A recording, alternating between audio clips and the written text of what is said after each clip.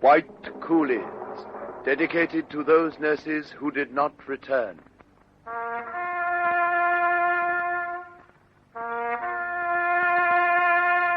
Sister Davis. Missing. Sister Hempstead. Missing. Sister Garden. Missing. Sister Raymond. Missing. Sister Jeffery. Here.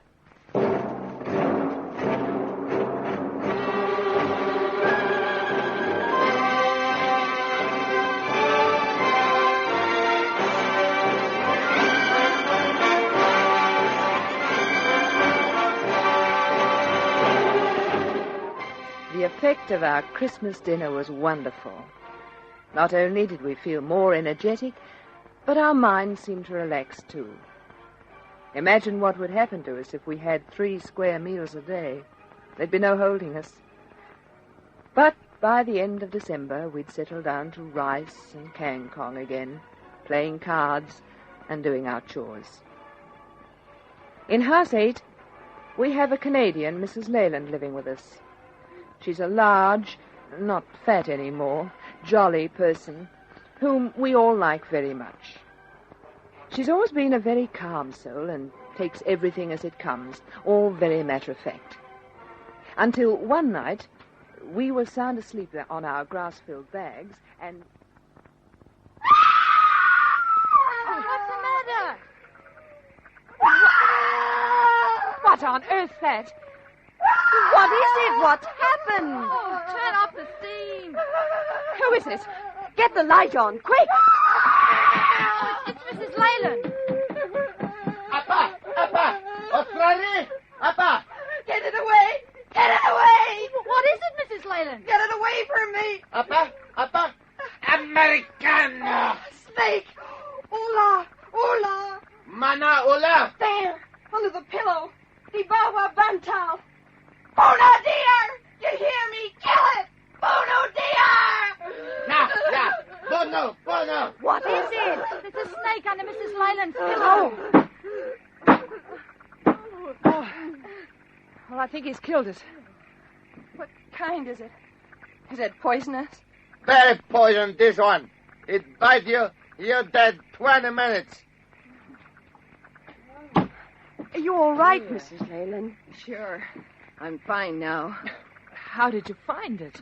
I heard something moving under my pillow. I put my hand under and felt it. Well, You had a narrow squeak. well, let's see if we can get back to sleep. Good night, kids.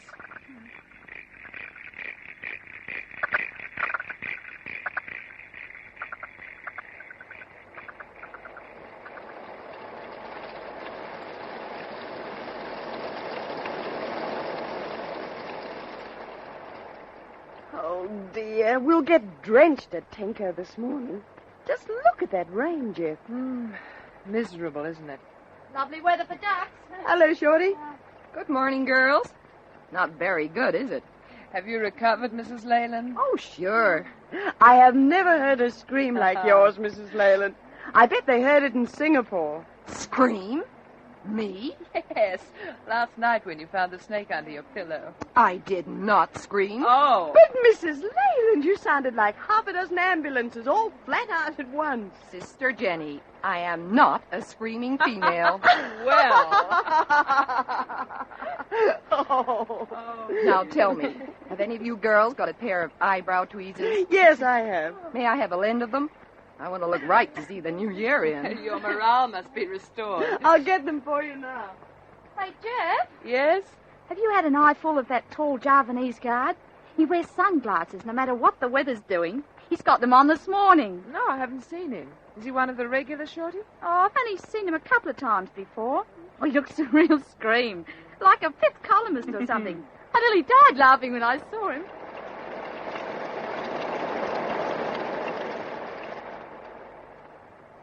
More people were arriving into camp.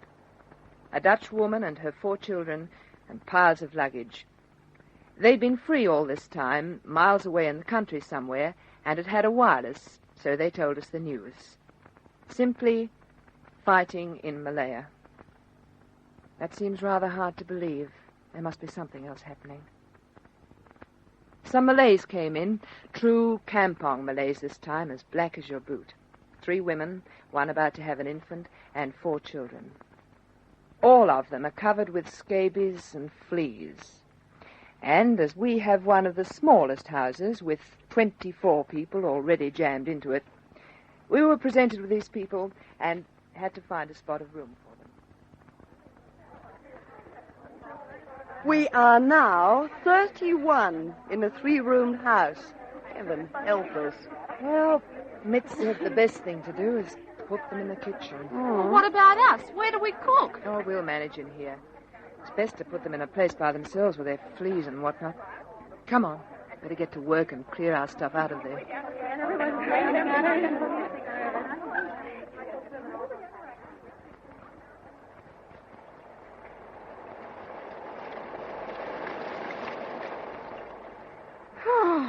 Gee, I'm glad that's done. Hello, Ollie. How are you? Hello, Shorty. What's been going on? Oh, we've been clearing the decks in the kitchen for the new boarders. Oh, I think I'll go out in the rain for a while to cool down. Well, that's that. Been having fun, Jeff? Oh, lots of fun. Hello there, Iole. Hello, Jenny. Were you on household chores today? Yes. Chris Oxley should have been. She's down with malaria. Well, our new house guests are settling in. They don't seem to mind the kitchen. Good. They are busy turning that backyard into a campon. Oh, and how exactly does one do that? By squatting round in a circle, cooking odd-looking bits of food over a brazier, and spitting a good deal. Oh, how charming. Did you notice how they peel their vegetables? No. They peel things away from themselves, exactly opposite to us. And they use a brick to cut things up on. Pity we can't bring our sink out then, if they're not going to use it. I must go and have a look. See you later. Phew. I'm going out in the rain for a while. Coming, Jeff? No, I'm going to have a sleep. I'm done.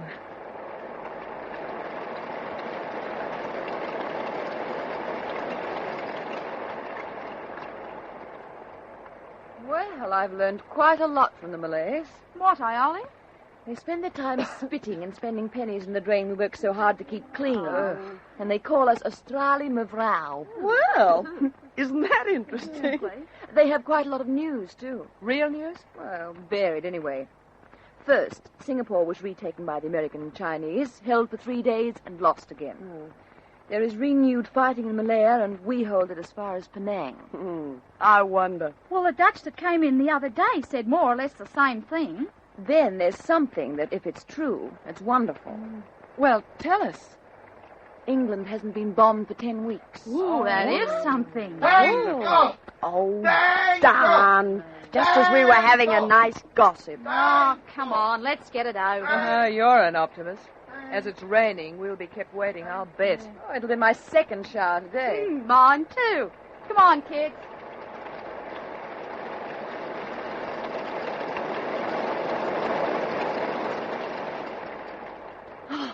Wish they'd hurry up. Water's running in my eyes. I feel like a drowned duck. Hey, Jeff, there's the 5th columnist over there. Who? 5th columnist. Remember the guard I told you about with the dark glasses? You'll need windscreen wipers on them if it comes out in this. Here comes Bride. What? Here comes the guard. Shut up. Hatty, hatty, home, Matt. Catchy, catchy, and rat trap. Hail to the wombat. Hatty, hatty, home, Matt. Kalu! Me? Kalu! Datang kemari! What's he say? He said, come here. Oh. Come! Datang kemari! Take your filthy hands off me. Oh!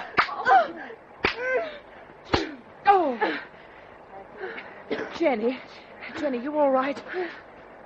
I think so. Oh, my head's singing. What was that for? You didn't do anything? He just hauled off and hit her. Why? Why do they do half the things they do? Come on, we can go now. They're through. Come and sit down for a while, Jenny. I'm all right, Iole. Just feel as if my teeth are still rattling.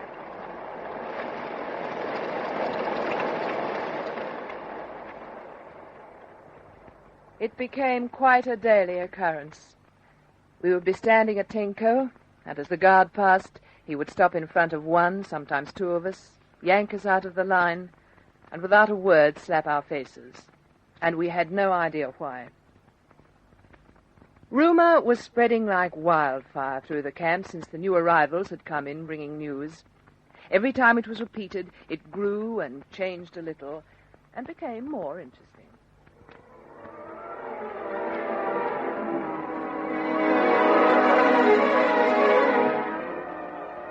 They say the war with Germany is over. Malaya and Singapore are in our hands.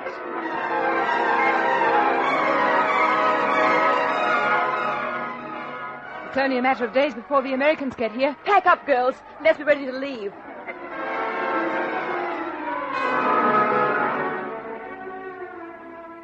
Someone brought the latest news back from hospital. Heavy fighting in New Guinea. That's brought us back to earth with a bump. Unpack, girls.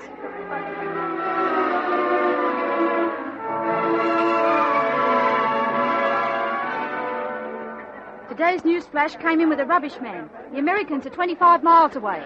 So they might be, but I'll bet they're in turn.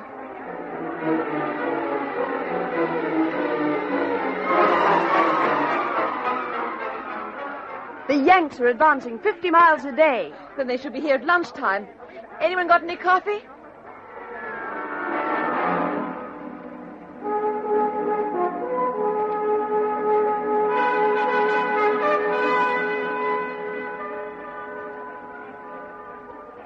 Well, still no sign of them. And it's nearly 5 o'clock by Jess Doyle's watch. You know, I think we half believe these rumors. Oh, I don't know. We all take them the same way, surely. Listen to them, pass them on, but nobody really believes them. We sort of hope they might be true, but no, they aren't. I suppose so. But one of these days, one will come true, and we'll get away from here. If we're patient. What do you think, Mrs. Leyland? Do you believe the Americans are on their way? I don't know, Sister Jeff. But I'm staying near the door here. I could have sworn I smelt pork and beans. And if they do come, I want to be the first to welcome them.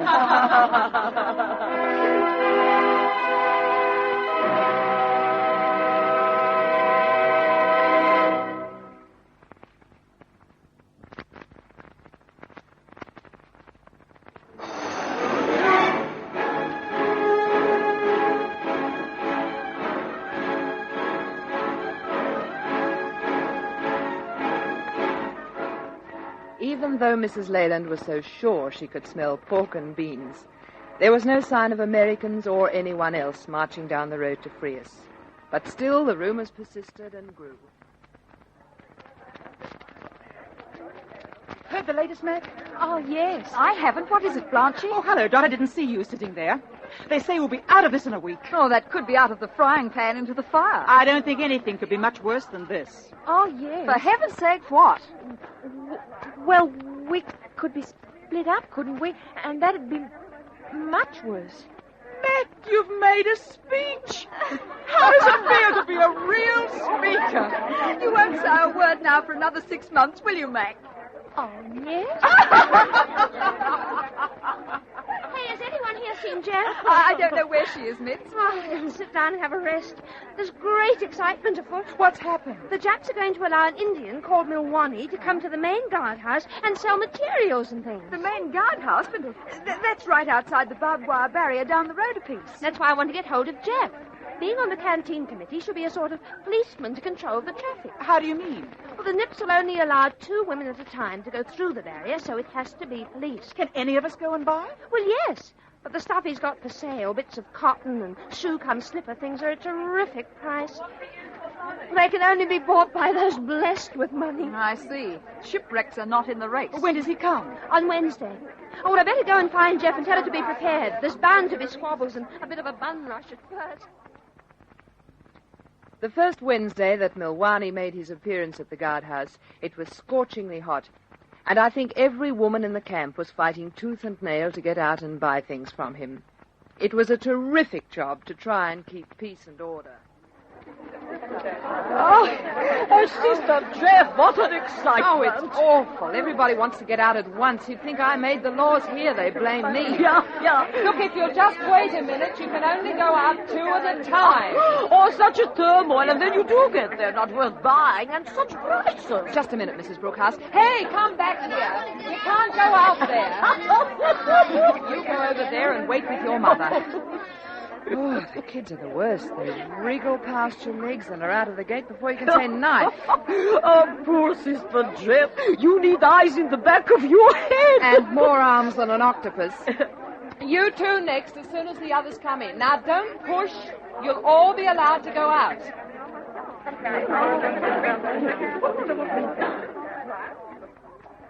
As the day wore on, it got hotter and hotter, so that by early afternoon, even the prospective shoppers lost their enthusiasm, drifted from the barrier, and I had a breather. During the lull, Blanchie strolled down to talk to me. You look a wreck, Jeff. Oh, I feel it. Like the bun rush of a Friday morning bargain sale. How you stood in the sun all day, I don't know. Well, if this continues, I'll have to build an umbrella out of something. Why don't you go into the little guard shelter? You mean that little one just inside the entrance? Yeah. The Javanese guard is lounging over there. Look on the other side of the street. Oh, I could try. It can only kick me out. He'll probably stay there in the shade. See you later, old thing. I sat on a box in the shelter, which was only about 2 degrees cooler than being out in the sun, but as I was at boiling point, it felt beautifully cool. I was just letting 2 more customers go out to Mulmani when there was a sudden uproar in the camp. When did they get here? I don't know. I didn't even know where they are. Sister Blanche, do you hear the news? The Australians have taken Palembang. Do you think it's true this time? Or is it just another rumor? Oh, no, this time I think it is true. But what started it? How do they know? I do not know, but I am praying that it is true. Have you heard? Have you heard the wonderful news? The Australians are here. Here? Where? What do you mean, miss? It's gone to the camp like wildfire. There's an Australian sitting in the guard shelter right now. Oh, come on, Blanchie. I can't wait to see him. An Australian in the guard shelter? Oh, no. It's true. Come on. Mitz, I hate to dash your hopes, but the only Australian in the guard shelter is Jeff. What? She's sitting there out of the sun while she's on duty at the entrance. Wait till I go and wring her neck, getting everybody into a flap. It's not her fault.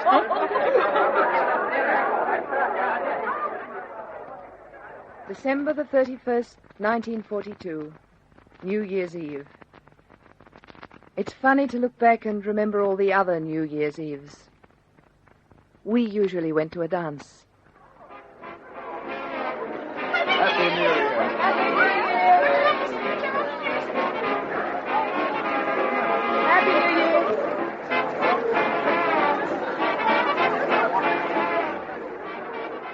It was all so brightly coloured. Balloons, streamers, vari-coloured squeakers that had little tufts of feathers on the end. The streets gay with lights and laughing people.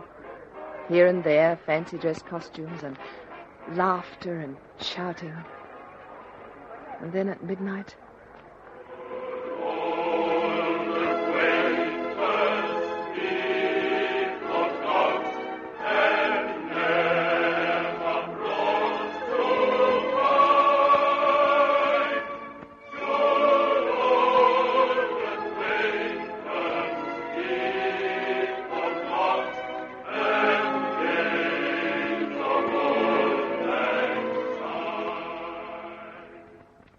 At least the worst year every one of us had put in would be behind us in a few hours. And we hoped the new year would bring our quick release from this hell. What are you doing sitting there in the dark, Jeff? Oh, I was just catching up on my diary, Dot. Well, it's nearly 1943. I was just sitting here remembering some of the New Year's celebrations we used to have at home. The family used to like to go out for dinner, and then we used to do the rounds. Funny. You miss your family much more at New Year than at any other time. At least I do. Don't you, Dot? I haven't got a family to miss or a home. Oh, I'm sorry, Dot. I forgot. It doesn't matter. I suppose, in a way, I'm luckier than the rest of you. They say you don't miss what you haven't had. Did you know, I've missed them all my life. Family and home, I mean.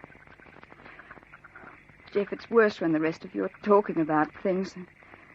Little things. Garden, pattern on the china. The little things you've got to hang on to. I feel a bit at sea sometimes. Dot Freeman, are you in there? Yes, Blanche. Oh, I've been looking for you everywhere. Miss Glasgow has asked us over to Garage 9 to a party. You too, Jeff? Oh, I don't think I can stay awake to see the new year in. It's so long since I've been up later than 9 o'clock. The Nips have given us a New Year present. Oh, what is it? They turned the water off this afternoon, and it's still off. But we're just going to show them that we don't care. So you've got to keep awake to celebrate. If we don't, they'll think they've got under our skins. All right, come on then, Dot. Let's go and join the festivities. The party was a great success. We had a terribly funny evening playing some hunting game, which is the noisiest I've ever known. Later, we went next door and joined the other Australian girls who'd prepared a midnight supper, and on the stroke of 12, we sang Auld Lang Syne and wished each other a happier New Year. Having a good time, Mac? Oh, yes. Hey, what's the time? Where's Jess Doyle? She's got the only watch in the place that still goes. Hey, Jess, what's the time? I feel a fair devil being up so late, don't you, Mac? Oh, yes. Wouldn't it be awful if Jess's watch was snow? Oh, yes. It'd be worse if it were fast. We'd be hip-hip-hooraying something that wasn't there. That'd be all right. It'd put us a jump ahead of everything all the year. I'd rather be fast than slow, wouldn't you? Oh, yes. Half a minute to go, kids. I always used to think we should be able to feel the bump as you go into the new year. We get quite enough bumps up without any more. Now, come on, everyone. Link arms. Right? Are you right, Mac? Oh, yes. 1, 2. Should old acquaintance be forgot and never brought to mind? Should old acquaintance be forgot and the days of old lang syne? For old lang syne, my dear, for old lang syne, will true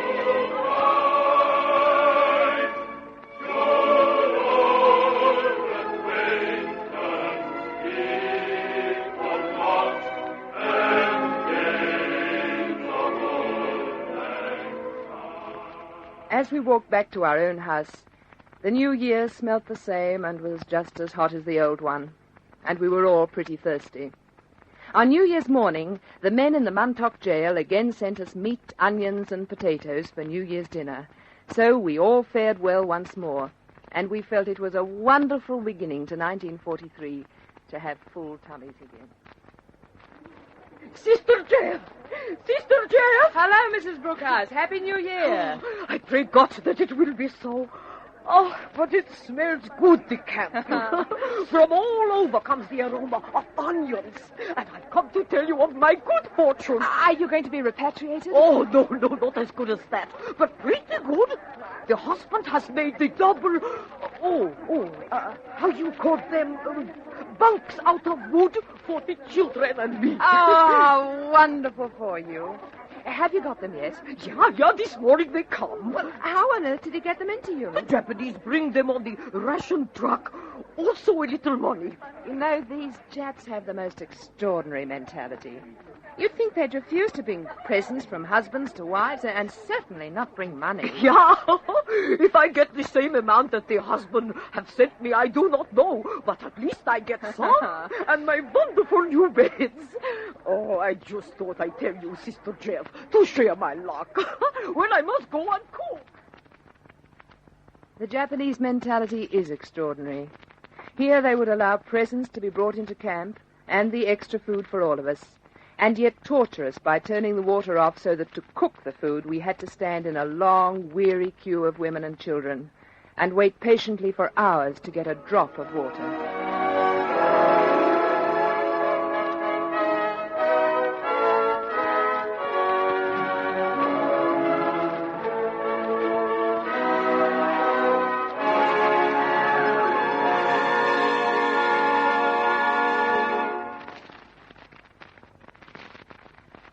Listen again for a further episode of this true story of Australian women at war.